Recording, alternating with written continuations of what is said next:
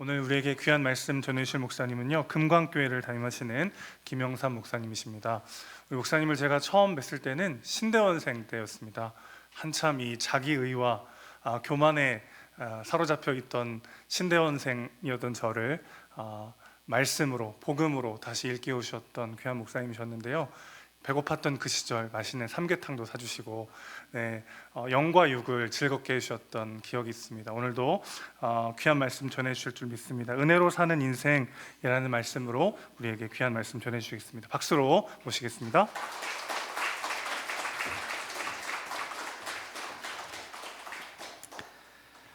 제가 어디 가서 마이크를 이렇게 내리는 경우가 드문데 목사님 확실히 크시군요. 귀한 만남을 허락해 주셔서 감사하고, 하나님이 저를 보내신 이유가 있을 거라는 생각이 있고요. 또 오늘 어떤 분이라도 하나님이 주시는 은혜를 누릴 수 있으면 좋겠다 생각을 합니다. 여러분, 은혜라는 것은 교회 이름이 여러분 은혜샘이니까 뭐 은혜에 대해서 워낙 익숙해 하실 줄 알지만, 사실 은혜는 우리가 신앙생활의 도착점이 아니라 출발점입니다. 그러니까 엄격히 말하면 은혜 받기 위해서 예배하는 게 아니고 받은 은혜 때문에 예배를 하는 겁니다. 그러니까 은혜 받기 위해서 뭔가 봉사하고 헌신하는 게 아니라 받은 은혜에 너무 감사해서 봉사하고 헌신하는 거예요. 물론 우리가 예배를 통해서, 그리고 어떤 헌신이나 봉사를 통해서 은혜를 받는 것 또한 사실입니다. 근데 그럴 때 저는 그렇게 표현합니다. 그런 것은 은혜 위에 은혜다라고 표현할 수 있는 거예요. 예수님께서 베다니에 있는 그 시몬의 집에서 식사하실 때였습니다. 갑자기 한 여인이 향유를 들고 들어와서 예수님에게 붓는 일이 생겼죠. 본문에는, 오늘 우리가 읽은 본문에는 이 여인이 누구인지 밝히고 있지는 않습니다.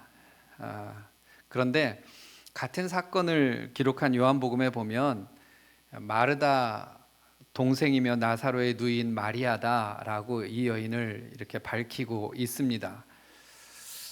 아무튼 예정되어 있지 않은 그런 상황에 일이 발생을 한 거죠. 그러니까 같이 식사하던 제자들이 깜짝 놀랄 수밖에 없었던 겁니다. 그러면 이 본문을 읽으면서 우리는 그런 생각을 하는 거예요. 왜 이 여인이 이런 행동을 했을까 하는 거죠. 답은, 미리 결론을 내리고 제가 시작을 하려고 해요. 답은 하나예요. 이 여인이 받은 은혜 때문이에요. 예수님으로 인해서 받은 은혜 때문이에요. 아마도 죽은 나사로를 살려주신 그 은혜를 감당할 수 없었든지, 아니면 또 어떤 부분이든지 자신의 인생에서 정말 말할 수 없는 은혜를 경험하게 된 거죠.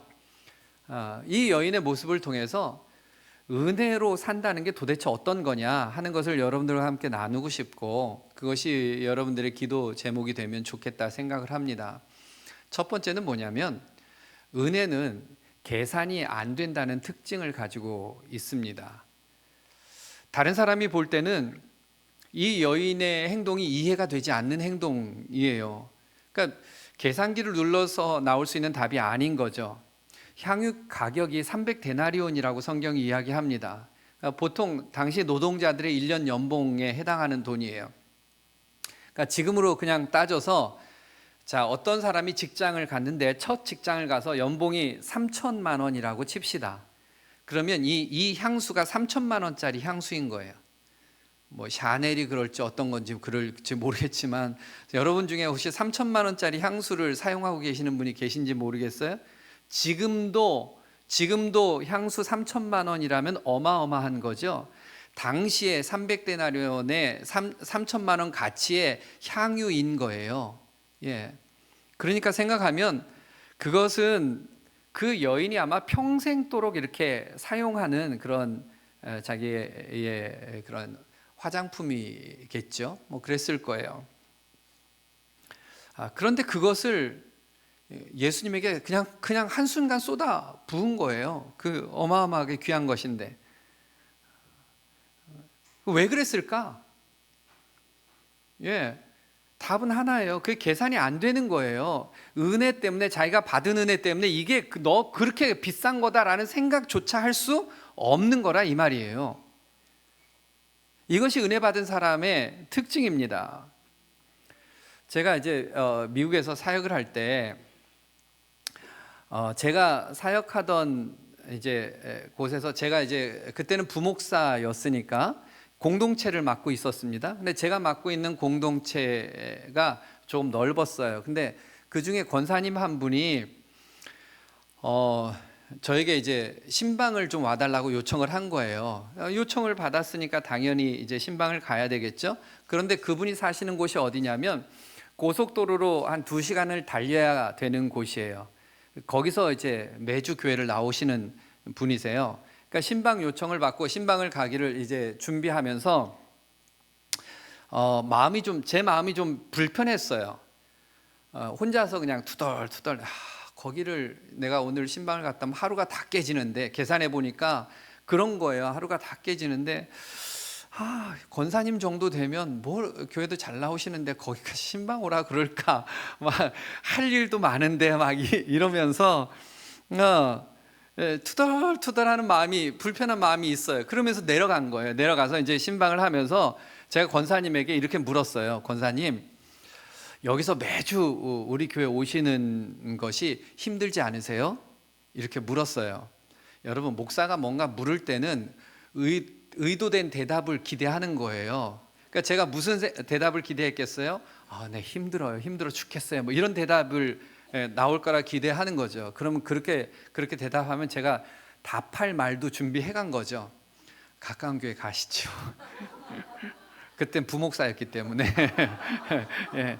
지금 우리 교회 부목사가 막 그러면 죽습니다. 부산에 계셔도 오셔야죠, 이래야지, 가세요 뭐 이러면.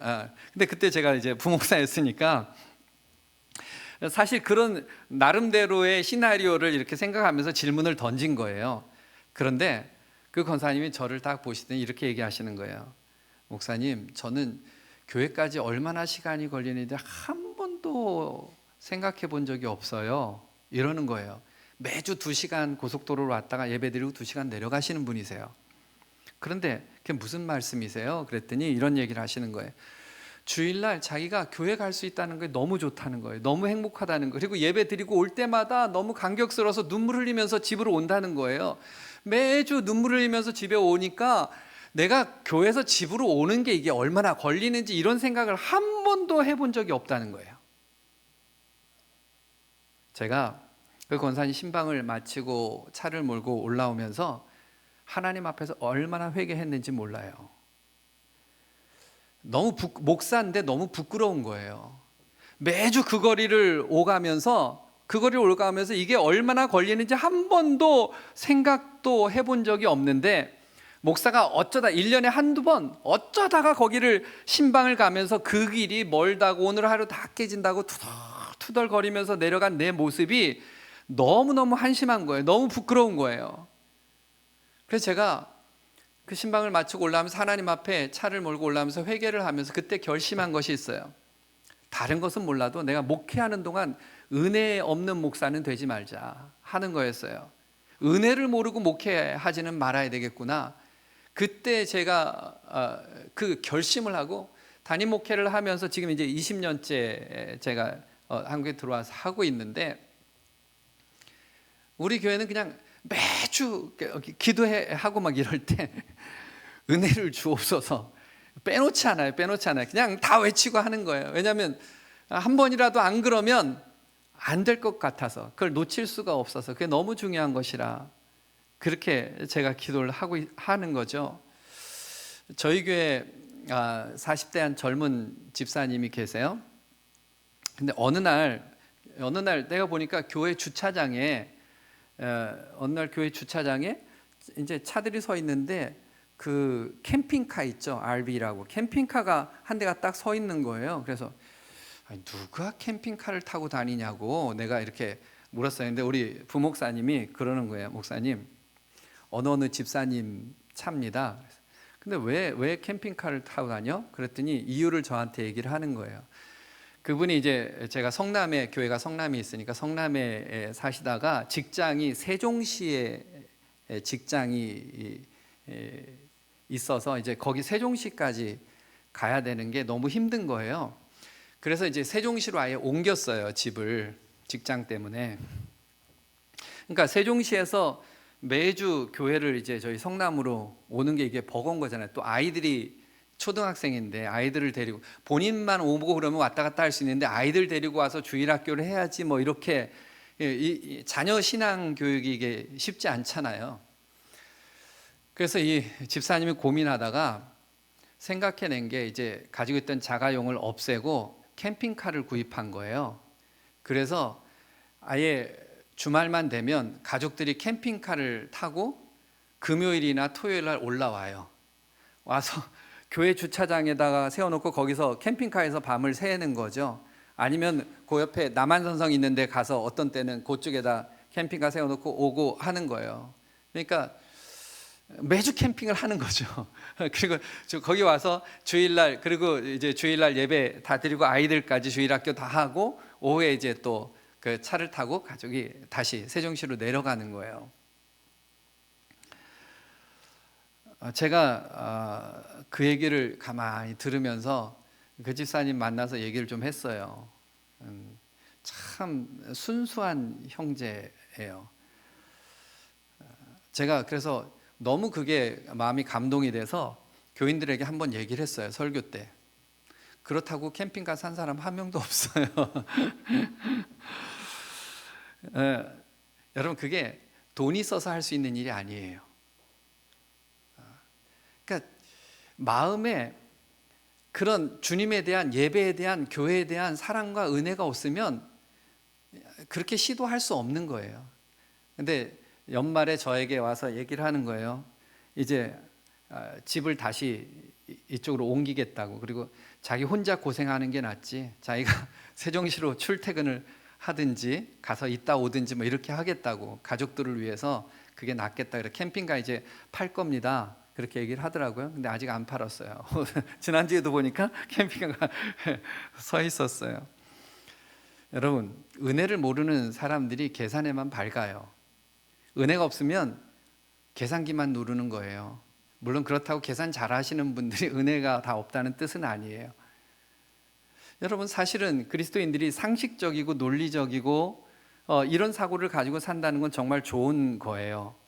여러분, 그런데 믿음이라는 것이 상식과 논리에 갇혀서는 안 되는 거예요. 여러분, 그리스도인들이 몰상식하면 안 돼요. 비상식적이어도 안 되죠. 그렇다고 여러분, 상식적인 삶이 최선인가? 아니에요. 그렇게 말할 수 없어요. 왜냐하면 여러분, 성경을 보세요. 성경을 보면 성경은 몰상식하거나 비상식적인 내용이 적혀 있는 게 아니고요, 성경은 모두가 다 초상식이에요. 상식을 뛰어넘어요. 여러분, 창세기부터 계시록까지 한번 보세요. 성경을 보세요. 읽어보세요. 거기 내용 전체가 우리의 상식을 다 뛰어넘는 사건들로 가득 차 있어요. 아니, 하나님이 말씀으로 천지를 창조하셨대요. 여러분, 이게 상식적인 일이냐고요? 이게 논리적이냐고요?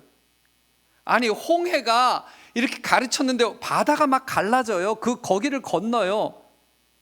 여러분, 이게 상식입니까? 아니, 하늘에서 매일같이 먹을 게 떨어져요. 40년 동안. 아니, 그 견고한 성이 그냥 삥삥삥삥 돌다 소리 한 번 쳤는데 와르르 무너져요. 여러분, 이게 논리적이고 상식적입니까? 심지어는 베드로가 물 위를, 예수님은 걸었다 쳐요. 베드로가 막 물 위를 걸어가요. 물 위를 걷는 방법을 알긴 알아요, 저도. 물에 대고 이게 빠지기 전에 다시 걸으면 돼요, 되기는. 그렇게 할 수 있으면 저도 해봤는데 안 돼요. 심지어는 죽은 나사로가 살아났어요. 여러분, 이게 상식입니까? 아니에요. 여러분, 성경을 보면 초상식적인 것들로 가득 차 있어요. 여러분, 믿음은 논리와 상식을 뛰어넘을 수 있어야 돼요. 우리가 몰상식해서는 안 되고 우리의 삶이 상식적이어야 하지만, 그러나 믿음이 상식적인 것에 갇혀 있으면 믿음은 의미가 없어요. 필요가 없어요. 그냥 내 상식대로 살면 되는 거예요. 그러나 그것이 전부가 아니죠. 우리 믿음은 우리가 사람들이 가지고 있는 상식을 뛰어넘는 하나님의 역사를 기대하는 거거든요. 여러분, 제자들 중에 경제 논리에 가장 밝은 사람을 생각해 보면 저는 가룟 유다라고 생각이 돼요. 그러니까 그 예수 공동체 회계를 맡았어요. 혹시 회계 맡은 분 있으면 오해하시면 안 돼요. 오늘 자살하시면 안 돼요. 예. 공동체 돈 관리를 한 거죠. 그리고 지금 이 사건에서 향유 가격이 300데나리온이 되는데 막 얘기한 사람이 요한복음에서는 가룟 유다로 나와요.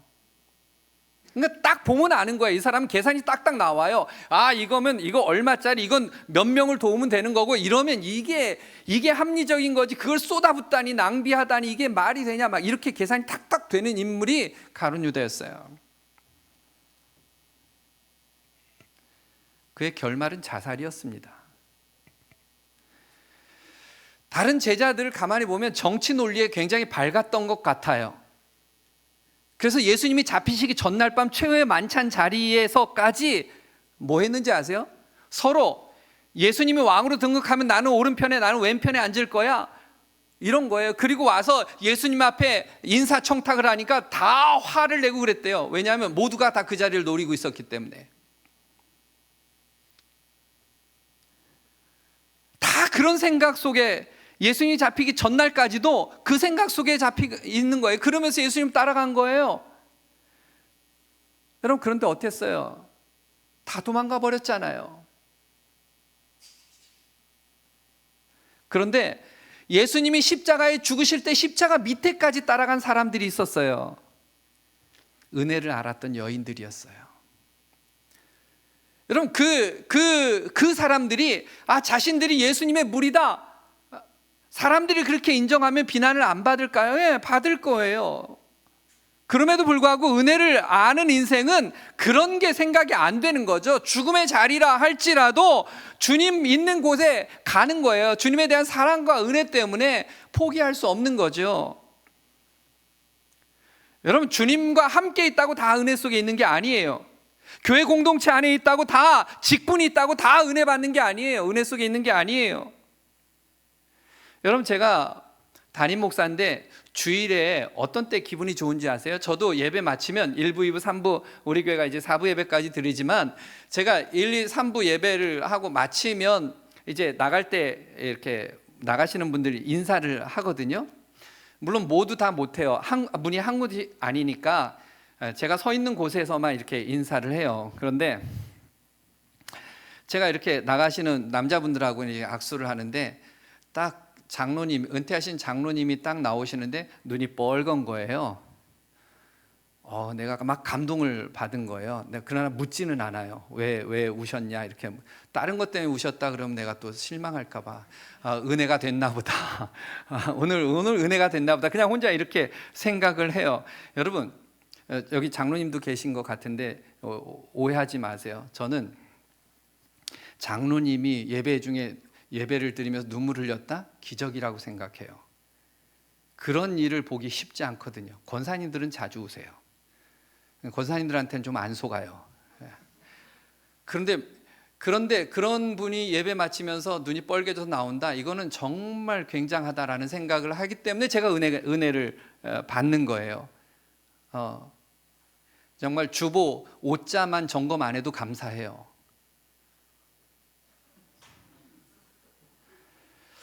여러분, 근데 가만히 생각해 보세요. 교회에서 은혜를 가장 잘 받아야 되는 사람들이 누구죠? 중직자들이에요. 왜냐하면 믿음이 가장 좋다고 해서 세워진 사람들이잖아요. 인정해서. 그렇죠? 이분은 정말 믿음이 좋은 분이야, 충분히 리더로 세울 만해, 그렇게 인정해서 세운 분들을, 다른 말로 바꾸면 그래도 예수님을 우리 중에 가장 많이 닮은 사람이야 라고 인정해서 세우는 거예요, 중직을.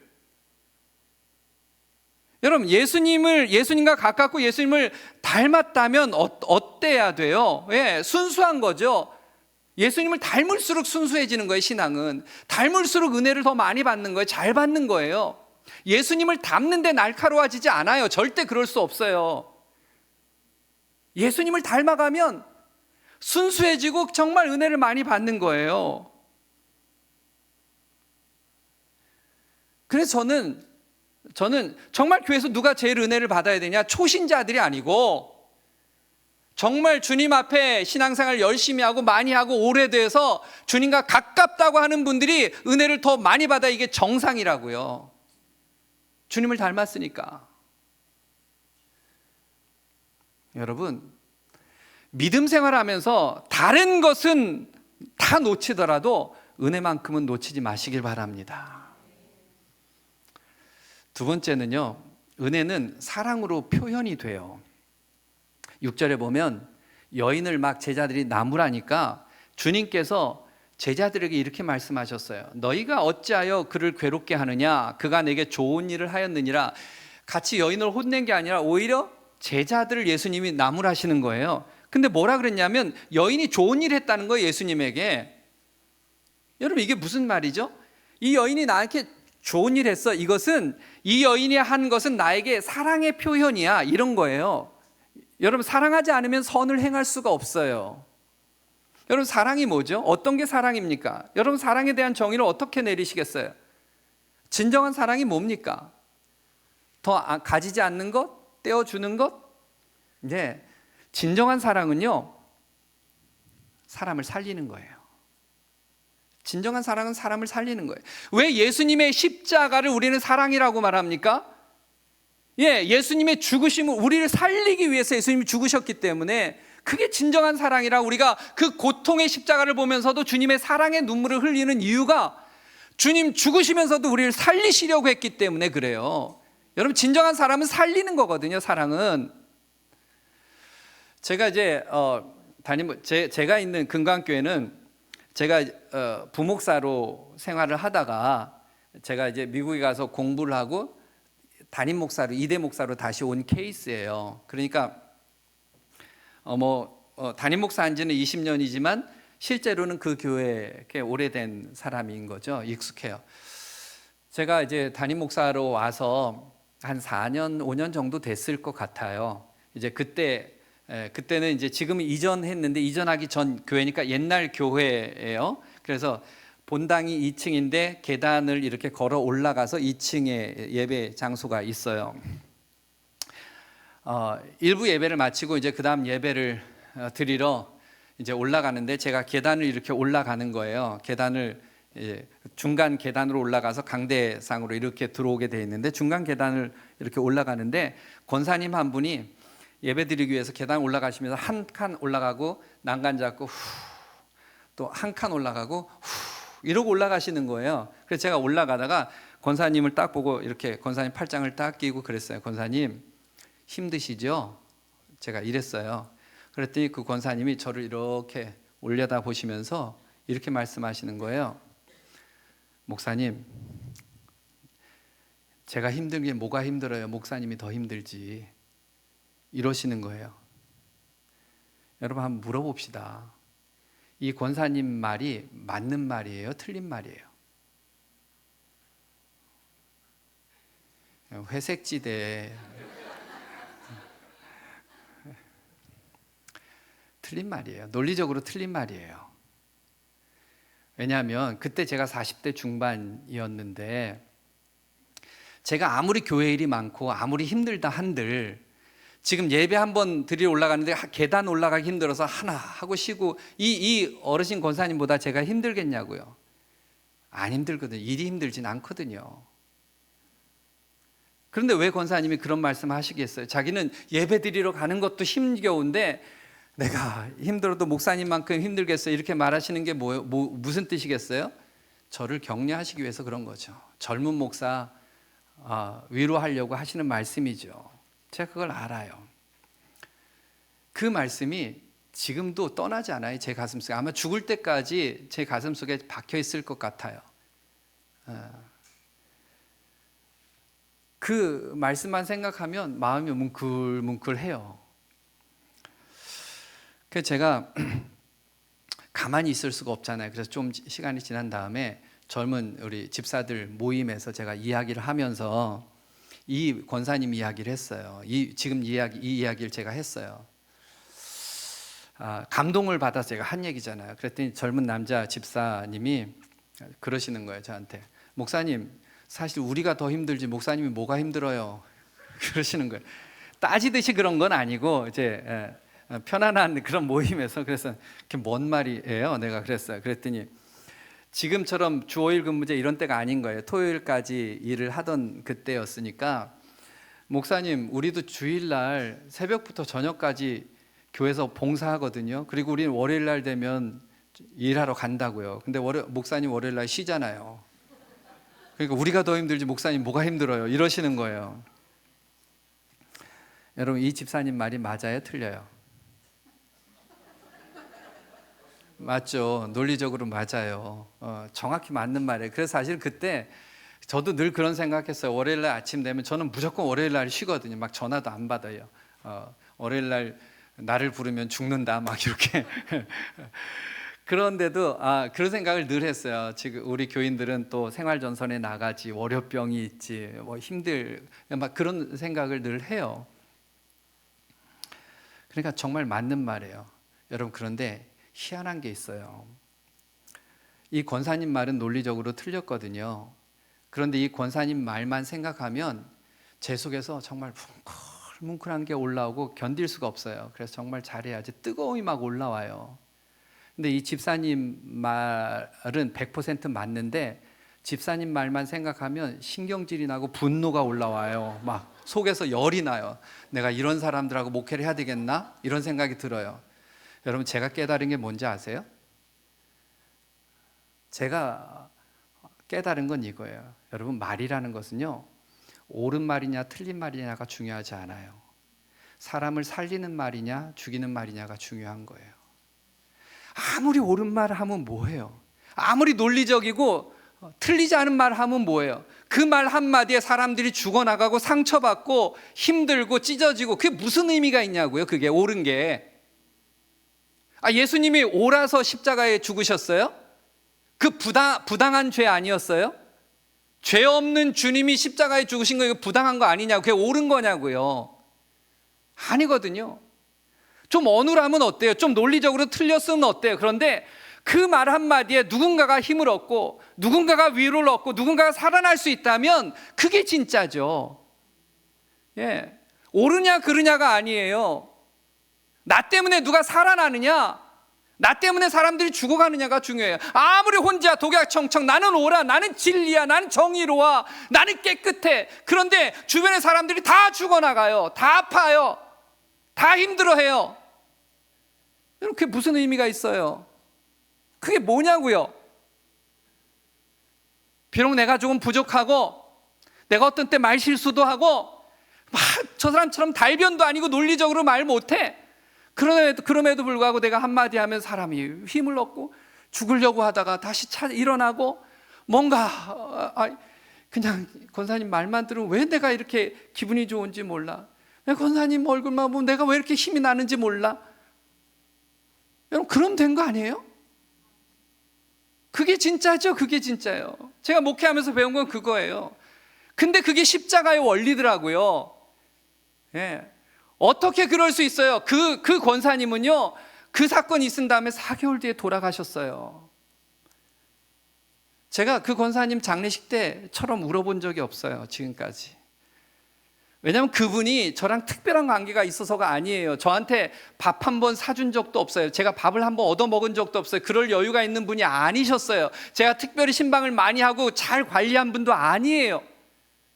그냥 평범하게 교회 권사님이셨고, 그날 그 나에게 해준 그 말 한마디 때문에 그분 장례식 때 견딜 수가 없는 거예요. 그 말 한마디가.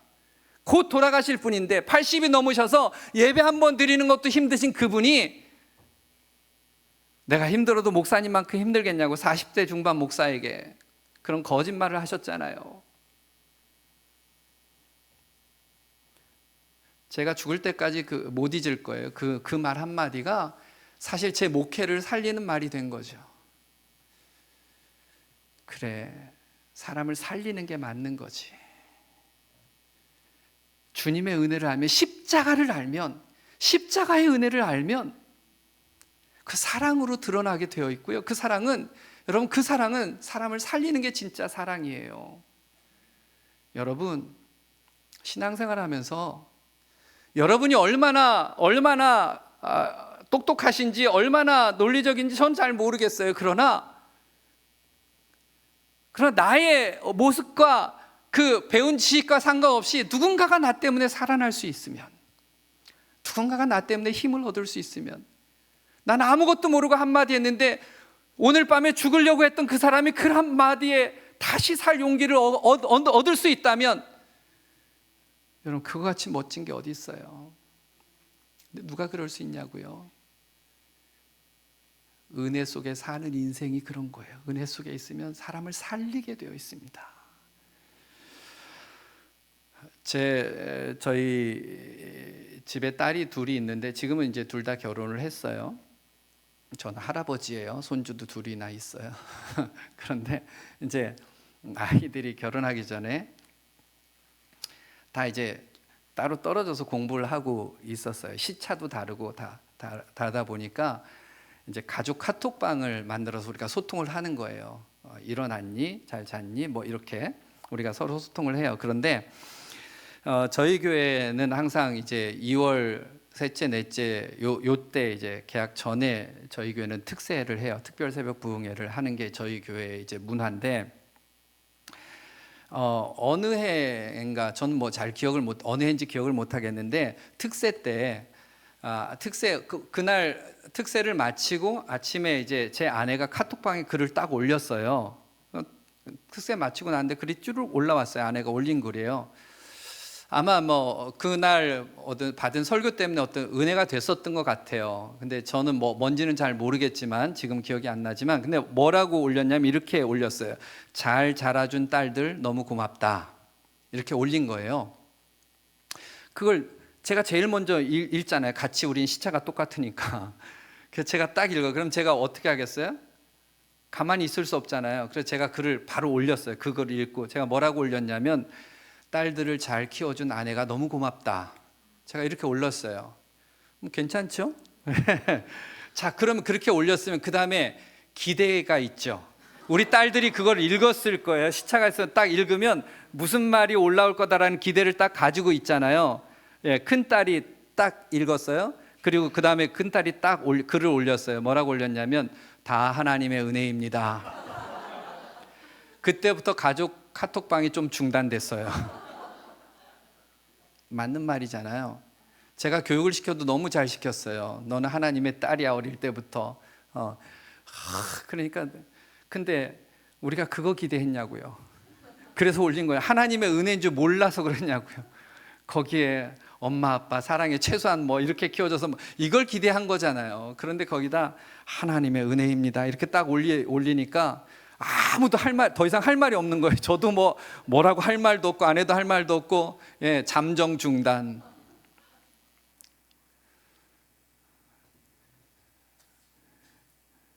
여러분, 옳은 것보다 중요한 건 사람을 살리는 겁니다.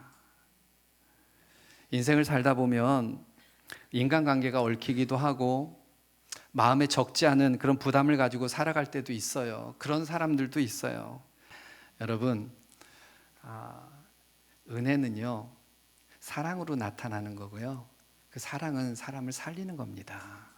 여러분, 다른 건 몰라도 여러분들 때문에 누군가가 살아났으면 좋겠어요. 누군가가 힘을 얻었으면 좋겠어요. 내가 얼마나 똑똑하냐, 내가 얼마나 옳으냐, 나는 얼마나 정의롭냐, 나는 틀리지 않는다, 이거 강조할 이유 하나도 없고, 내가 어떻든 그래도 나 때문에 누군가 힘을 얻는다고 말하고 누군가 나 때문에 살아난다면, 그럼 나는 다 할 일 다 하는 거예요. 그게 십자가입니다. 마지막 세 번째는, 은혜로 사는 인생은 하나님이 책임져 주신다는 거예요. 8절에 보면 예수님이 이 여인의 행동을 이렇게 평가하셨어요. 그는 힘을 다하여 내 몸에 향유를 부어 내 장례를 미리 준비하였느니라. 사실 이 여인이 예수님 죽으실 거 생각하고 이런 거 아니거든요. 제자들도 예수님이 죽으신다는 사실을 모르고 있었던 거예요. 아무리 말해도 못 알아듣는 거예요. 그냥 이 여인의 한 행동은 자신이 받은 은혜 때문에 그걸 표현한 것뿐이에요. 그렇게 표현한 것뿐이에요. 한 행동이에요. 그런데 주님은 그것을 주님의 인생에서 가장 중요한 것으로 받아들여 주신 거예요. 이건 내 장례를 준비한 거다, 썩지 않게 하는 향유같이 나를 위해서 그렇게 한 거다라고 받아들여 주신 거예요. 그 여인은 은혜 받아서 그냥 행동한 건데 주님은 그것을 주님을 향한 가장 선한 것으로 받아들여 주신 거죠. 그렇게 열매 맺게 하시는 거예요. 그러면서 뭐라고 말씀하셨냐면, 더 나아가서 이 여인의 행한 일을 복음이 전파되는 곳마다 알리게 된다. 무슨 말이죠? 기억되는 인생이 된 거예요. 정말 한 생을 살다가 아무도 생각하지 못하고 기억하지 못하고 그냥 사라져버리는 인생인데, 이 여인은 복음이 증거되는 곳마다 이 여인의 한 일을 다 사람들이 알게 돼요. 지금 수천 년이 지났는데 저도 이 여인을 계속 기억하고 있고 알아요. 주님이 기억해 주시는 인생이 된 거죠. 여러분, 그것보다 더 영광스러운 게 어디 있어요?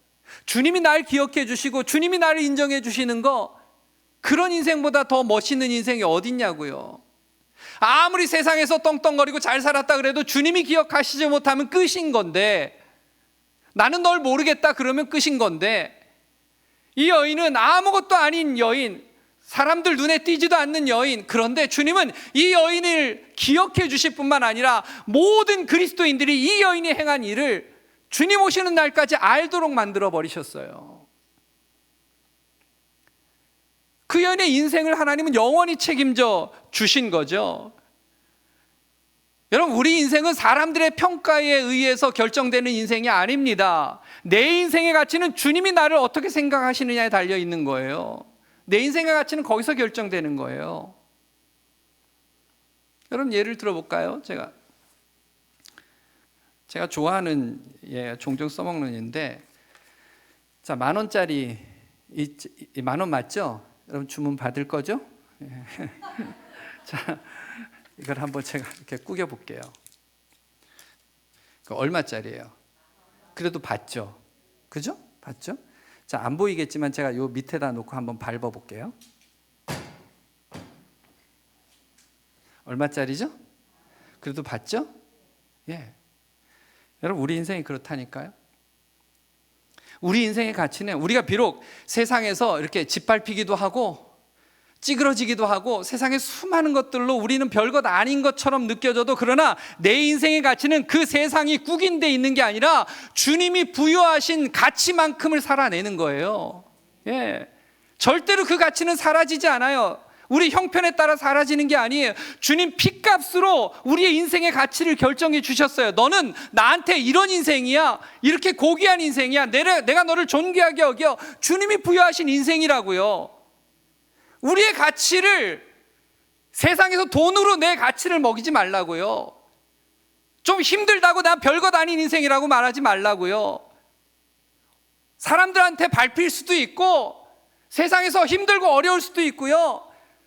정말 말할 수 없는 그런 고통 속에 잠길 때도 있을 수 있어요. 우리 상황은 늘 달라질 수 있어요. 그러나 그것이 내 인생의 가치를 평가하는 게 아니에요. 내 인생의 가치는 주님이 부여하신 만큼의 가치입니다. 주님이 인정하시면 되는 거잖아요. 주님이 기억하시면 되는 거잖아요. 그것보다 영광스러운 삶이 어디 있어요, 여러분?